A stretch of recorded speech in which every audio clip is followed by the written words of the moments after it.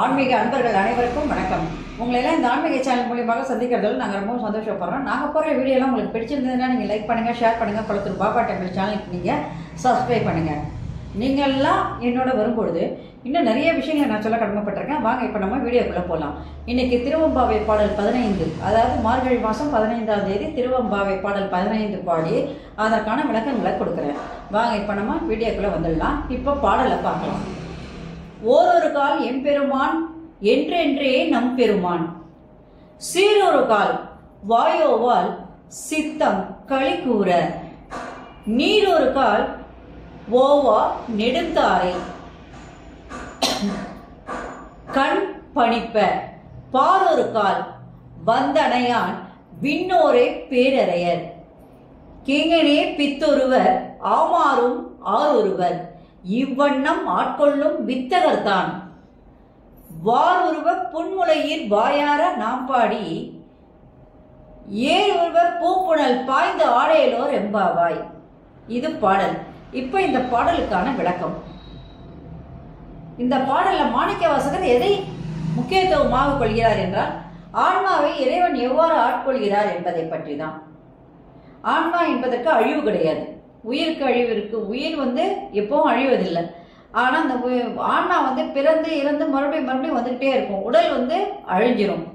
ஆன்மாவுக்கு அழிவு கிடையாது. இப்போ மாணிக்கவாசக பெருமான் இதுல ஒரு பெண்ணை, ஒரு தோழி பெண்ணினுடைய ஆத்மா ஞானமாக இறைவனை வணங்குகின்ற அவளை எவ்வாறு இறைவன் ஆட்கொள்கிறார் அப்படின்றத பத்தி அழகாக சொல்றேன். அந்த பெண் எப்படிப்பட்டவள் அப்படின்னு பாத்தீங்கன்னா, அழகிய ஆடைகளையும் அணிகலன்களையும் அணிந்தவள். அவள் எப்போதும் சிவபெருமானை நினைத்துக் கொண்டே இருப்பாள். சிவபெருமானே, எம்பெருமானே, இறைவா, சிவா சிவா என்று வாயார சொல்லி மகிழ்ச்சி பொங்க கூறிக்கொண்டே இருக்கிறாள். ஒரு சமயம் அவ என்ன பண்றானா, அந்த மகாதேவனை புகழ்ந்து வாயார பாடிக்கொண்டும் இருக்கிறாள். அதனால் மகிழ்ச்சி ஏற்பட அந்த மகிழ்ச்சியால் அவள் கண்ணிலிருந்து நீரானது சுரிகிறது. அவள் அப்படியே நிலத்தில் விழுந்து இறைவனை வணங்குகிறாள். இவள் செய்கையெல்லாம் பார்க்கும்போது இவளுக்கு பைத்தியம் அப்படின்னு மற்றவங்க நினைக்கிற மாதிரி இருக்கு. பைத்தியங்களே பலவிதம் இருக்கு. எழுத்து பைத்தியம் இருக்கும், பாட்டு பைத்தியம் இருக்கும், சினிமா பைத்தியம் இருக்கும், டிராமா பைத்தியம் இருக்கும். இப்படி பைத்தியங்கள் பல விதங்கள்ல இருக்கும். ஆனா இவளுடைய பைத்தியம் எப்படிப்பட்டதுன்னா, பித்து எப்படிப்பட்டது என்றால், இறைவன் மீது பித்து, சிவபெருமான் மீது பித்து. அதனால அவ என்ன பண்றான்னா, எந்த தேவர்களையும் அவ வணங்க மாட்டா. அவள் வணங்குகின்ற ஒரே தெய்வம் சொன்னா அது சிவபெருமான் தான். அந்த மகிழ்ச்சியால அவளோட பாடி ஆடி கண்ணில் தண்ணீர் விழுந்து கீழே விழுந்து வணங்குகிறாள். அப்ப அந்த இறைவனிடம் அவள் பித்தாகின்றாள். தன்னை இப்படிப்பட்ட ஒரு பெண் பித்தாகி இருந்து தன்னை வணங்குகின்ற பெண்ணை அந்த பித்தனாகி அந்த இறைவன் ஆட்கொண்டு விடுகிறார். அப்ப மாணிக்கவாசகர் இங்க என்ன சொல்ல வர, இறைவன் இருக்கின்ற இடத்துலலாம் குளங்கள் இருக்கும். அந்த குளங்கள்ல நீராடுறவங்க ஆண்கள், பெண்கள், சிறுவர்கள், குழந்தைகள் எல்லாருமே அங்க நீராடுவாங்க. யார் ஒருவர் அவரை மனதார நினைந்து வாயார பாடி நெஞ்சுருகி அவரை நினைத்து அந்த குளத்தில் குளிக்கின்றார்களோ அவர்களுக்கெல்லாம் இறைவன் என்ன பண்ணோம், ஆட்கொள்ள வேண்டும் என்று கேட்கின்றார். இப்ப அதான் சொல்றார், ஆரொருவர் இவ்வண்ணம் ஆட்கொள்ளும் வித்தகர்தான், வாரொருவர் புன்முலையில் வாயார நாம் பாடி, ஏறுருவ பூப்புணல் பாய்ந்து ஆடையிலோர் எம்பாவாய். அந்த தண்ணிக்குள்ள நீராடும் பொழுது, குதித்து நீராடும் பொழுது எவர் ஒருவர் அந்த இறைவனை நினைத்து வணங்குகின்றார்களோ அவர்களை அனைவருக்குமே இறைவன் தன்னுடன் ஆட்கொள்ள வேண்டும் என்று கேட்கின்றார் மாணிக்கவாசக பெருமான்.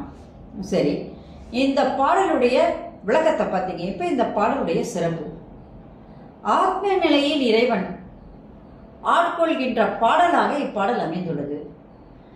அங்க ஒரு பெண்ணை ஓமையா காட்டுறார். அந்த பெண் எப்படிப்பட்டவள், இறைவன் சிவபெருமான் ஒருவனை தவிர அவர் வேறு எந்த தெய்வத்தையும் அவள் வணங்குவதில்லை.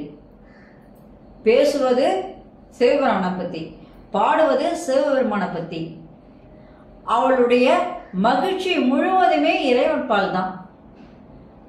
அதனால் வாயார பாடி மனதார நினைந்து அவர் புகழை சொல்லி சொல்லி சொல்லி சொல்லி மகிழ்ச்சியால் அவள் கண்ணிலிருந்து நீரே வருகிறது. அப்படியே கீழே விழுந்து வணங்குறார். இறைவன் அவரை ஆட்கொள்கிறார். பித்தாகி போனாள். இறைவனிடம் அவள் பித்தாகி போனாள், பைத்தியமாகி போனாள் என்று சொல்லலாம். அங்கே அந்த நிலையில இறைவன் அவளை ஆட்கொள்கிறார். அதே மாதிரிதான் ஞான வடிவமானிய அந்த இறைவன் அவருடைய குளங்களில் யார் குளித்து இறைவனை நாம் வாயார பாடி மனதார நினைந்து அங்கே நீராடும் பொழுது அந்த தோழிக்கு அவர் எவ்வாறு காட்சி கொடுத்தாரோ ஆட்கொண்டாரோ அதே போல் இவர்களையும் ஆட்கொள்ள வேண்டும் என்று இறைவன் கேட்கின்றார்.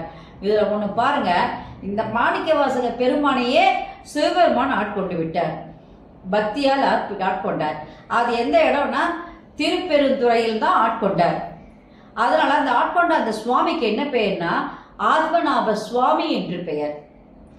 அதனால இந்த பாடல் மிகவும் இறைவனோடு நம்மை ஆட்படுத்தக்கூடிய ஒரு பாடல் என்று கூட நம்ம சொல்லலாம். அழகான பாடல் என்று சொல்லும்போது ஆட்கொள்ளக்கூடிய ஒரு பாடல்.